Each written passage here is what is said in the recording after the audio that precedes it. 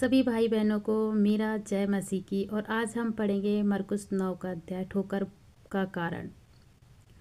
तो पवित्र आत्मा हमारी सहायता करे कि हमारी ज़ुबान उनके हाथ में देते, हमारी मन सोच आत्मा प्राण हम उनके हाथ में देते हैं। आमीन। यह पवित्र आत्मा हमें सहायता करेगा।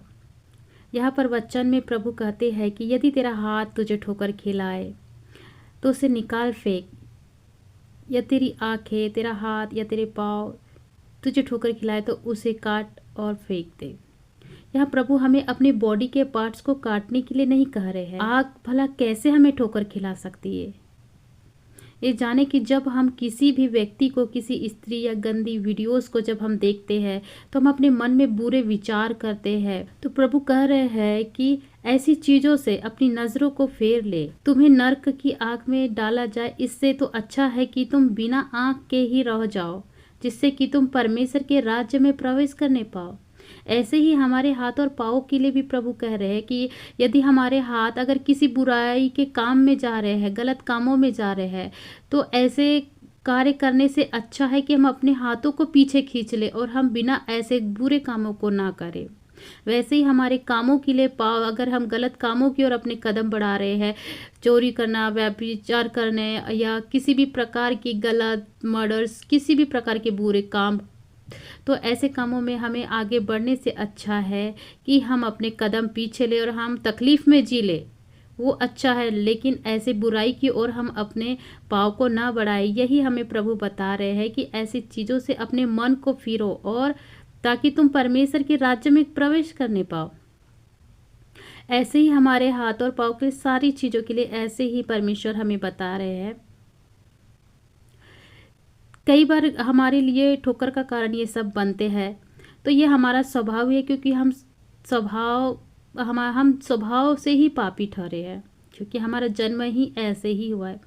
कई बार क्या होता है कि जब हम नहीं चाहते हुए भी हम शैतान की इन सारी अभिलाषाओं में पड़ जाते हैं, गलत वीडियोस को देख लेते हैं कि चलो थोड़ा ये कर लेते, वो कर लेते हैं।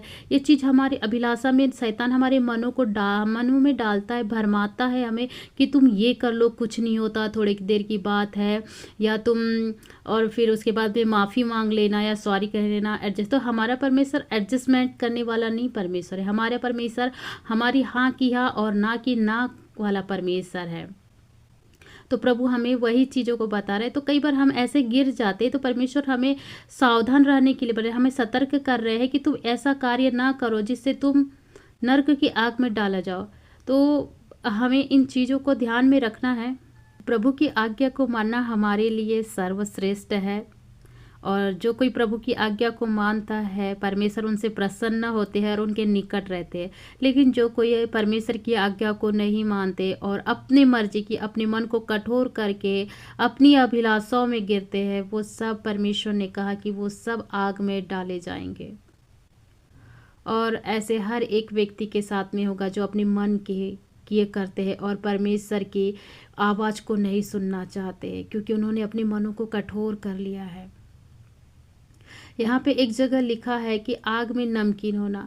तो यहाँ पे परमेश्वर बता रहे हैं कि ऐसे लोग, जो व्यक्ति जो मनों को कठोर किए हैं, अंत में इन्हें आग में डालकर इन्हें नमकीन किया जाएगा, अर्थात भुना जाएगा या आग में झोंका जाएगा।